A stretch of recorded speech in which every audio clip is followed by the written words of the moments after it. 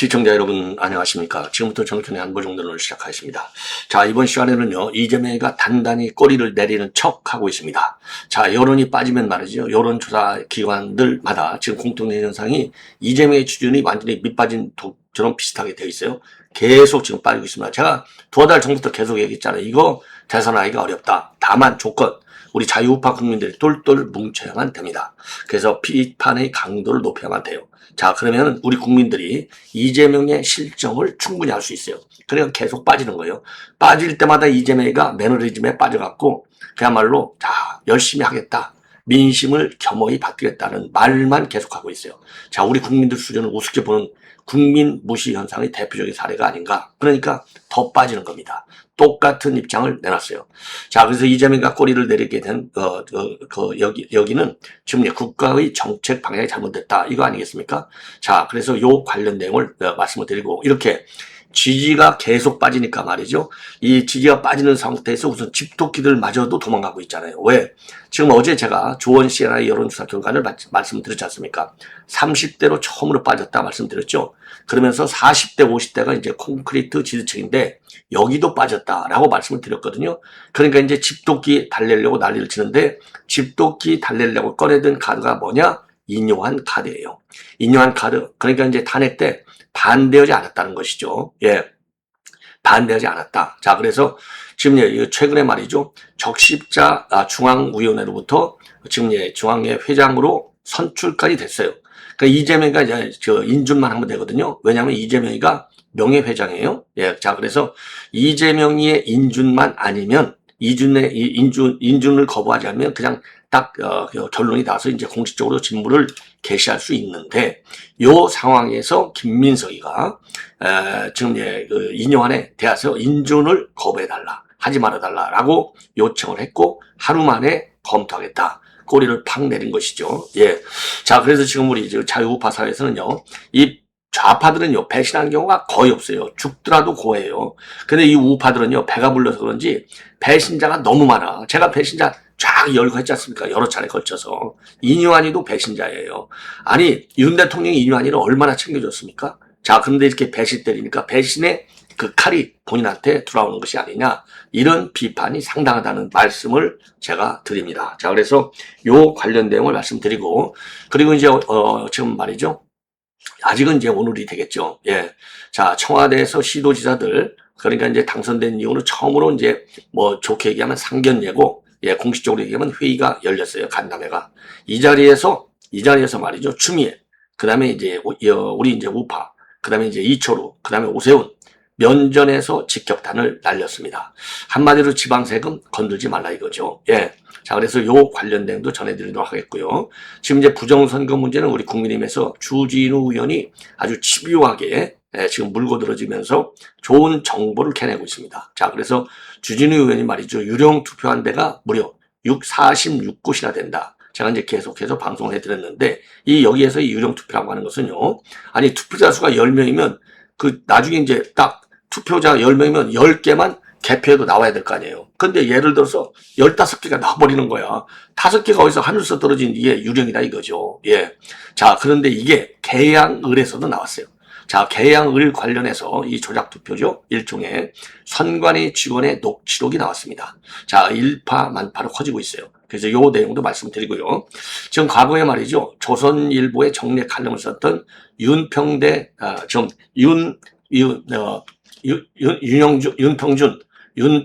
교수가 있어요.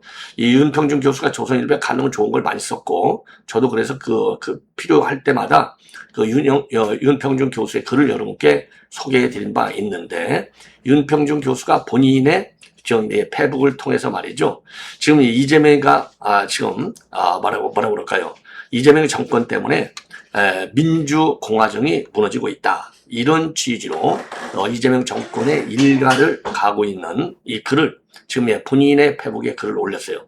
자, 그래서 얼마 전에 제가 말이죠, 제 지인으로부터 제보받은 주디피아 TV, 아주 젊은 분인데, 주디피아 TV에서 말이죠, 이재명의 그야말로 약정을 폭로하는 그런 유튜브 방송 내용에 내용을 여러분께 소개해드리는 바 있는데, 자, 이번 시간에는요, 윤평준 그 한신대 명예교수로 돼 있어요. 윤평준 교수의 칼럼을 여러분께 소개해드리도록 하겠습니다. 예. 자, 그러면 말이죠. 이 맨 먼저요, 이재명 여론조사 내용을 여러분께 말씀을 드리겠습니다. 자, 그래서 요거는요, 제가 이 자료 화면 몇 개를 띄워보면,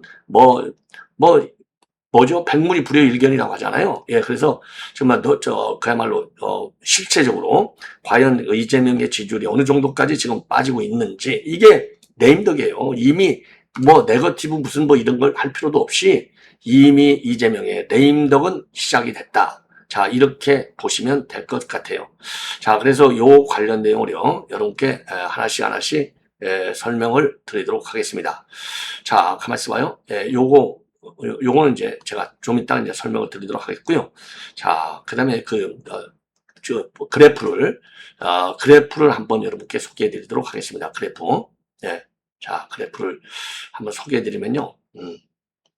이게 제가 요거를 좀 바빠가지고, 예. 자, 요걸 보시면요. 자, 요걸 보시면 말이죠. 이게 이제 이게 조원시에서, 조원시안에서 나온 건데, 38.9%, 30%대로 처음으로 진입을 한 거예요. 추락을 한 것이죠. 추락. 자, 그 다음에, 이제 흐름을 보면, 자, 긍정평가. 자, 여기에서 66.1까지 갔어요. 4월 달에. 예, 4월 달에 66.1까지 최고치를 했다가 지금 38.9. 그러니까 거의 절반으로 떨어진 거예요. 그리고 이제 부정평가도 마찬가지로 31.2였는데 57.9가 되니까 이것도 거의 2배로 지금 뛰고 있다. 자, 그러니까 이게 결국 네임덕 아니고 뭐가 네임덕이겠어요. 자, 이러니까 이제 겁난 거예요. 겁난 거. 예.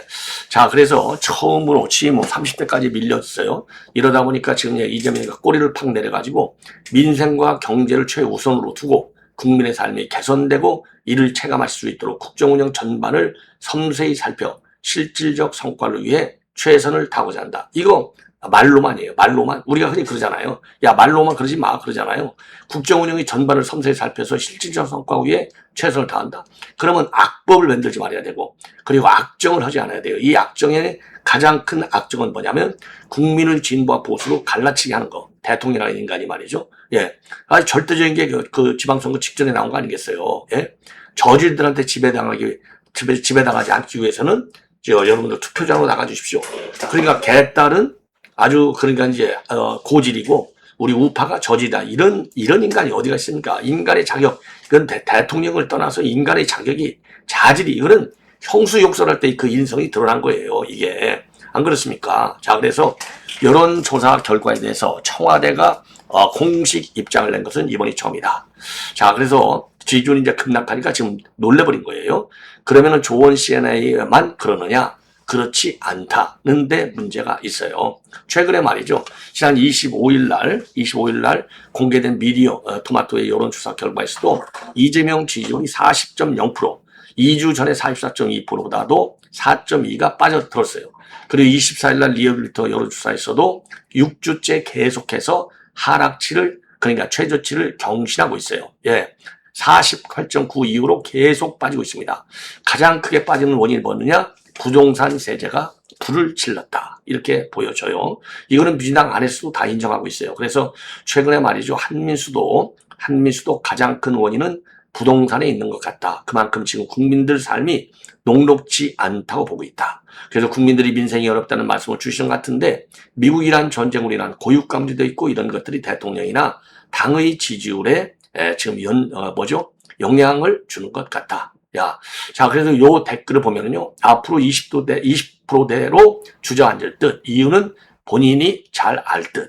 아주 딱 맞는 얘기죠. 그 다음에 분명히 바닥 뚫고 마이너스 지지율로 국민께 보답할 것 같다. 자, 이런 지금 이 댓글들이 말이죠. 네, 그리고 15%도 과하다. 장담한다. 현 정권은 미래가 전혀 없다. 전라공화국 독립만이 해답이다. 서서히 접는 느낌이다. 간교함이 철철 넘친다. 이재명이 지지율이 무신 30%씩이나 되냐. 15%가 정답. 나중에는 7% 떨어진다. 죄명아, 나는 이제 니는 이제 감옥 갈 일만 남았다. 빨리 형사재판 실시하라. 대법원은 각성하기 바란다. 특혜 중의 특혜, 만민은 평등하다. 왜 이재명만 형사재판 안 하고 있나? 대통령 되기 전에 기소된 사건은 재판을 안 할 수가 없다. 빨리 재판해서 감옥으로 보내라. 대통령 지지율이 계속해서 하락하여 안타깝게 그지없다. 목리를 버리고 전체적으로 다시 정비해서 새로 출발하기 바란다. 예, 이게 지금 민심의 흐름이에요. 이게 최명아, 내가 재판받고 그만두면 된다. 실제로는 9 내지 10% 정도 될 것 같다. 지가 왕인 줄 아는 놈 등신. 예, 내 주위에 민주당 찍는 친구들이 10명에 8명이 학을 뗀다. 그런데 무슨 30%인가? 이게 민심의 분노가 되겠습니다. 자, 이러다 보니까 최근에 말이죠. 지난 25일 날 지금 이제 그러니까 이제 인용한 이거 적십자 회장에 인준하지 말아달라 이렇게 지금 김민서이가 건의를 했어요. 그날 반찬이 끝나고 나서 여기에 대해서 청와대가 공식적으로 공지문을 내놨습니다. 그러니까 겸허히 민심의 흐름을 경허히 반영하겠다. 이것도 공식적 입장. 그리고 청와대가 인용안에 대해서도 공식적 입장. 그래서 적십자 회장 관련 김민석 대표의 건의가 청와대에 전달되어 이에 대해서 검토할 예정이다. 왜냐하면 김민석이가 말이죠. 당 내외 의견을 수렴한 결과다. 자, 그러면서 제고해달라고 요청했고요. 저도 그랬잖아요. 이게 바로 이게 뭐니까? 이게 바로 레임덕이에요. 레임덕. 국정이 엉뚱한 대로 가는 거 아니에요. 엉뚱한 대로. 그래서 지금 집도끼들이 다 도망가니까 놀래 가지고 지금 이제 검토하겠다. 이렇게 나오는 거예요. 자, 그래서 지난 6월 22일 날 인용안위는요. 중앙위원회 의결을 통해서 신임 회장으로 선출이 됐습니다. 그래서 대한적십자사 조직법에 따르면은 이재명이가 명예회장이기 때문에 명예회장의 인준을 거쳐야만이 3년간 회장 직무를 수행하게 되어 있어요. 근데 문제는 바로 뭐냐? 자, 그러니까 이제 비상계엄 선포했을 때, 윤 대통령 탄핵 표결에 불참한 점을 두고서, 이게 적절치 않다. 이런 비판이 여권 내에서 제기가 됐다는 겁니다. 그리고 인용안위는 뭐라고 그랬어요? 적십자 그 회장 한번 해먹으려고 공개적으로 반대하지 않은 것에 후회한다. 이따위 발언을 했지 않습니까? 인간이기를 이것도 윤희상 같은 인용안위도 인간이기를 포기한 인간이에요. 비상계엄 당시 계엄 반대 행동에 공개적이고 적극적으로 나서지 못한 것을 후회하고 반성한다. 이제는 인용안위 입장을 내놔야지. 어느 게 진심인지를 이제 내놔야죠. 적십자 회장 자리 하나에 그야말로 자기 인격을 팔아먹는 이런 이 자유 우파 진영에 쏙 들어와가지고 배신 때리는 인간들 싹 다 우리 정리를 해야 돼요. 그래서 연세대 세브란스에서도 이 인용안에 대해서는요. 교수 자리를 절대로 주지 말아라. 이런 배신자 강하게 규탄을 받아야 됩니다. 그래야 우파사에서 또 다른 배신자가 나오지 않아요. 제가 여러 번 말씀을 드렸잖아요. 한 번 배신한 인간은 반드시 또 배신한다고 그랬지 않습니까? 인용안위가 몇 번 배를 바꿔탔거든요. 그러다가 윤 대통령 때 들어와가지고 우파로 싹 바꿔탄 거 아니에요. 자, 그래서 다시 좌파로 들어가려는데 좌파에서 안 받아주는 거예요. 배신자라고. 이거를 우리 우파, 우리 국민들 여러분께서도 명심을 해야 될 것이 아니냐. 이런 말씀을 드리고 싶고요. 자, 그 다음에 이제 어제 시도지사들하고 이제 간담회가 열렸어요. 이 자리에서 추미애, 오세훈 그리고 이철우 지사가 면전에서 직격탄을 날렸습니다. 자, 민선 국이죠. 그래서 이재명이가 뭐라고 했냐면 균형 발전은 선택이나 시혜가 아니라 대한민국의 생존과 지속 성장을 위한 필수 전략이다. 수도권은 과밀화로 폭발 직전이고 지방은 소멸 위기이니 반도체 AI 데이터 센터 피지컬 AI를 전국에 분산시키겠다는 얘기나 마찬가지인 거예요. 그런데 이재명이가 모두의 성장을 이야기하는 자리에서 시도지사에 꺼내든 단어는 따로 있어요. 바로 뭐냐? 돈이요, 돈. 지방정부 입장에서는 산업을 유치하라, 인재를 키워라, 정주 여건도 만들려고 하는데 정작 고가는 비어가고 있다는 겁니다. 균형 발전의 청사진보다 먼저 나온 것이 재원을 어떻게 줄 것이냐 이 질문이었어요. 자, 그래서 균형 발전의 전제 조건은 바로 뭐냐? 재정 분권이다 이거죠. 맨 먼저 가장 강하게 목소리를 낸 사람이 추미애예요. 자, 추미애. 도정을 맡은 이후 가장 먼저 마주한 현실은 매우 엄중한 경기도의 재정 위기였다.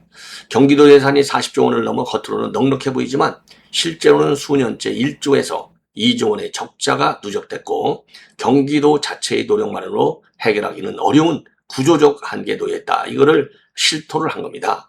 그래서 여기서 좀 주목되는 점은 추미애의 정치적 위치예요. 추미애는 여권 핵심 인사로 분류가 되고, 그리고 이재명과도 정치적으로 가까운 인사는 평을 받아요. 왜냐? 지금 대선 후보로 나왔을 때 맨 먼저 본인이 대선 후보를 갖다가 초래하면서 이재명 지지를 선언했잖아요. 그 바람에 추미애도 지금 하남에서 공천받고 경기도 지사까지 나간 거 아니에요. 그런데 이런 추미애가 최근에 경기도 재정 상황을 아주 딱 다 까발렸어요. 곳간이 비어있다. 이대로면 부도나는 말까지 나온다. 강하게 경고장을 내놨습니다. 이 내용을 갖다가 박정훈 조선일보 논설 실장이 칼럼까지 썼고 제가 여러분들께 보도를 해드렸지 않습니까? 이거는 단순히 전임 도정의 책임을 돌리는 차원을 넘어섰다는 게 세간의 평가입니다. 이재명이가 경기도 지사를 지냈던 시절부터 이어진 경기도의 재정 운영, 그리고 지금 중앙정부의 조세, 재정 구조까지 함께 겨냥한 문제 제기라는 해석이 나오고 있어요. 개망신한 거죠, 이재명이가. 물론 추미애가 공개적으로 이재명 대통령이 잘못됐다라고 말한 건 아니지만은 경기도지사 출신 대통령 앞에서 경기도 재정이 구조적으로 한계에 도달했다고 직접 말하는 것은 정치적으로 상당한 의미가 있다. 이게 개망신 아니고 이게 네임드가 아니고 뭐겠어요. 예. 자, 그래서 지금 이제 친명의 친명인 추미애 마저도 경기도 재정 위기를 경고하고 있다 이겁니다. 예, 그러면서 추미애가 요구한 내용은 상당히 구체적인데, 현재 25.3%인 지방 소비세율을 40%까지 올려달라. 그리고 국세와 지방세 비율도 현행 8대2에서 7대3으로 바꿔달라. 예, 7대3으로 바꿔달라. 여기에 기업이 많이 내는 법인세의 일부, 보도에 따르면 국세 법인세의 5%를 광역 지방정부에 배분해달라라고도 요구했다고 합니다. 자, 그래서 이 얘기는요, 중앙정부가 큰 세목을 거의 다 지고 지방에는 이를 떠넘기는 구조를 바꾸라는 것이 되겠죠. 그래서 경기도는 반도체 산업의 핵심적이죠. 기업과 공장이 들어오고 인구가 늘면 지역 경제에는 도움이 될 수 있지만, 도로를 깔고 산업단지를 지원하고 교통, 소방, 복지, 교육 인프라를 뒷받침하는 비용도 경기도가 부담해야 되는 겁니다. 기업이 낸 법인세는 대부분 국세로 중앙에 들어가는데 지역은 기반 시설 비용을 감당한다는 것이 추미애의 논리예요. 자, 그래서 반도체는 경기도에 있는데 세수는 중앙이 가져가고 비용은 경기도가 떠안는 이런 불만을 폭로한 것이 되겠습니다. 오세훈도 또 일격을 날렸죠. 자, 오세훈 시장의 한 발언 내용을 보면 첨단 산업 분야만큼은 수도권 규제를 풀어달라 라고 직격을 했어요. 또 용적률 상향, 임대주택 비율 완화, 그리고 조합원 지위 양도 제한 완화, 이런 것들이 규제가 풀려야만이 주택 공급이 더 확증될 수 있다. 이렇게 또다시 건의를 했습니다. 자, 이재명은요, 수도권 집중을 완화하고 지방의 산업과 인구를 분산시키겠다고 하는데, 반면에 오세훈 시장은요, 서울도 반도체 AI 등 첨단 산업 경쟁에서 묶어 놓으면 안 된다라고 직격을 하고 있어요. 자, 한마디로 얘기해서 이재명은요, 지방도 키워야 한다고 하고 있고, 서울시장은 서울에 손발을 묶지 말라, 이렇게 경고장을 날린 겁니다. 이거는 단순한 서울시만의 민원이 아니죠. 한국 경제가 글로벌 AI, 반도체 경제에 뛰어들려면 수도권의 인프라와 인재 집적도 활용해야 한다는 논리가 되겠습니다. 서울 입장에서는 세제 기업과 인재를 끌어들이려면 규제 완화와 주택 공급 확대가 필요하다는 것입니다. 하지만 지방 입장에서는 이렇게 들릴 수 있어요. 수도권 집중이 문제라면서 첨단 산업 규제까지 풀어 서울과 경기에 더 몰아주겠다는 것 아니냐. 자, 결국 오세훈의 규제 완화 요구와 추미애 지사의 재정 확충 요구는 방향은 달라도 같은 현실을 보여주는 것이죠. 중앙정부의 구호마련은 지방정부가 움직일 수 없고 수도권도 규제만으로 묶어둘 수 없다는 현실을 고발한 거나 마찬가지가 되겠습니다. 자, 그래서 쉽게 얘기해서 서울은 규제를 완화해달라. 경기도는 세수 중앙정부가 먹지 말고 지방정부한테 넘겨달라. 예. 자, 이렇게 비판하고 있는 겁니다. 자, 그리고 이제 경북의 이철호 지사, 더 직접적이고 정치적인 화법으로 일격을 가고 있는 겁니다. 자, 그래서 이철호 지사는요, 전남은 대통령을 잘 뽑아서 잘 될 것 같은데 우리 지역 대통령들은 뽑아줘도 잘 안 해주더라고 말했어요. 자, 이게 웃으며 던진 농담처럼 들을 수 있습니다만은 지역 정치의 오랜 불만이 그대로 담긴 발언이 되겠습니다. 경북은 잘 아시다시피 보수 지지세가 제일 강한 지역이지 않습니까? 역대 보수 정권을 지지하였지만은 정작 지역 현안이나 공공기관 이전, 산업 배치에서 충분한 보상을 받지 못했다는 박탈감을 바탕으로 하고 있어요. 자, 그래서 이철우 지사의 메시지는 간단한데요.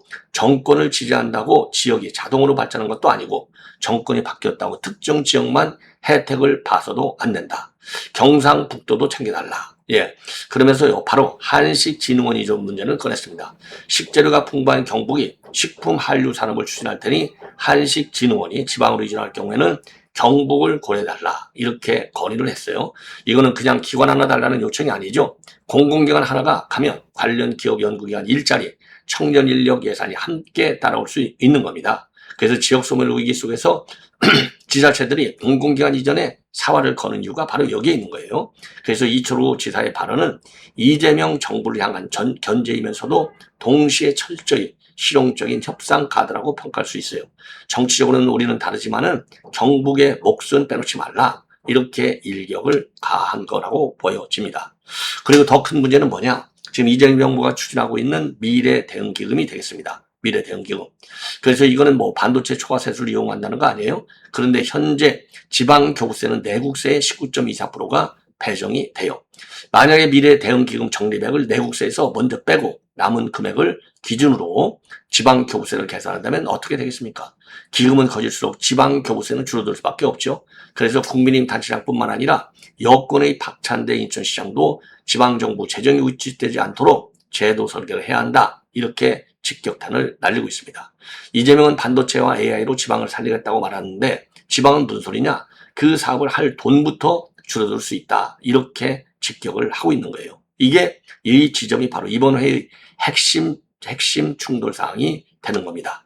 자, 그래서 이번요 중앙지방협력회의는 겉으로는 균형발전 원팀을 선언하는 자리로 보였지만은 속을 들여다보면 추미애 지사는 경기도 곳간이 비어간다. 세원을 나눠달라고 요구하고 있고 오세훈은 서울 첨단 산업의 규제를 풀어달라고 하고 있어요. 그리고 이철호는 경북도 공공기관 이전해서 배제하지 말라. 이렇게 일격을 가고 있습니다. 결국은요, 각자 요구는 다 다르지만 공통된 질문 딱 하나예요. 중앙정부의 균형발전 약속. 그래서 우리 지역에 실제로 모셔오고 재원은 누가 책임지느냐. 이재명 정부가 이 질문에 답을 하지 못한다면 3대 메가 프로젝트는 거대한 구애에 머물 수밖에 없어요. 반대로 세수 배분과 교부세 완화, 보완, 그 다음에 수도권 규제와 지방투자 사이에 균형점을 만들 수만 있다면 이번 회의는 진짜 지방분권의 출발점이 될 수도 있다. 이런 평가도 나옵니다. 다만요, 지금까지 나온 장면만 보면, 지금까지 나온 발언 내용들만 보면 중앙과 지방은 같은 균형 발전을 바라면서도 서로 전혀 다른 계산기를 두드리고 있다. 이런 비판을 면하기가 어려울 것이다. 이렇게 생각이 듭니다. 자, 이 정도에서 지금 이제 시도지사를 요 면담에서 말이죠. 이재명이가 한마디로 망신당한 것이죠. 예. 자, 그래서 요 내용을 여러분께 자세히 말씀드렸고요. 선관위 직원이 개양을 선관위 직원이 개양을 조작을 실토한 녹취가 지금 아주 인터넷 커뮤니티에 많이 돌고 있어요. 자, 그래서 한 2분짜리 되는데요. 요거를 한번 여러분께 그대로 올려드리겠습니다. 들어보시죠. 하고 있더라고요. 그 자기네가 이게 너무 좀 과도하게 차이나면 이상해 보일 수 있으니까 그래서 그렇게 이제 개표가 진행 중 능면동은 그쪽으로 가져다가 개표를 진행했다고 하더라고요. 아, 인지를 한 상태에서 한 거네요? 네, 그렇죠. 네네네. 고의로 그랬다고요? 이걸 지금 표현 뭔가 이게 외부에서 볼 때 그렇게 투표용지 교부수와 투표수가 너무 많이 형격히 차이 나면 네.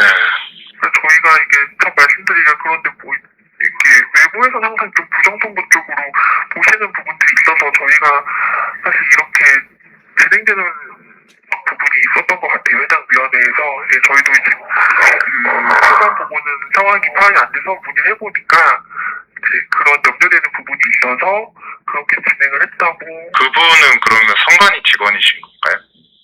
네, 그렇죠. 네. 아이고, 실수가 아니었네요.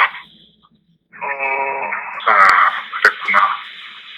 정확히 그러면은 몇 표 정도를 그렇게 옮기신 거예요? 그거는 저희가 좀 다시 정확히 봐야 되는데 일단 흐름은 그렇습니다. 네네.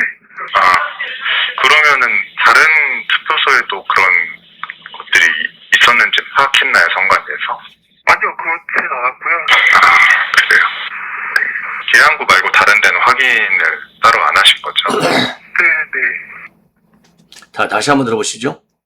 답변자가 정확히 기억을 하고 있더라고요. 그 자기네가 이게 너무 좀 과도하게 차이 나면 이렇게 이상해 보일 수 있으니까 그래서 그렇게 이제 개표가 대기 중인 읍면동은 그쪽으로 가져다가 개표를 진행했다고 하더라고요. 아, 인지를 한 상태에서 한 거네요? 네, 그렇죠. 네네네.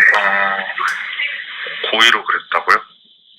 이걸 지금 표현 뭔가 이게 외부에서 볼 때 그렇게 투표용지 교부수와 투표수가 너무 많이 현격히 차이 나면 네.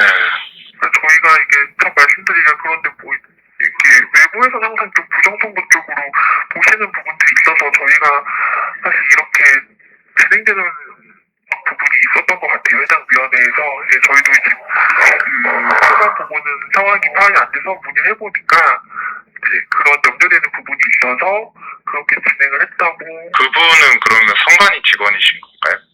네, 그렇죠. 네. 아이고, 실수가 아니었네요. 그랬구나. 정확히 그러면은 몇 표 정도를 그렇게 옮기신 거예요? 그거는 저희가 좀 다시 정확히 봐야 되는데 일단 흐름은 그렇습니다. 네네. 그러면은 다른 투표소에도 그런 것들이 있었는지 파악했나요, 선관위에서? 아니요, 그렇진 않았고요. 그래요? 계양구 말고 다른 데는 확인을 따로 안 하신 거죠? 네네.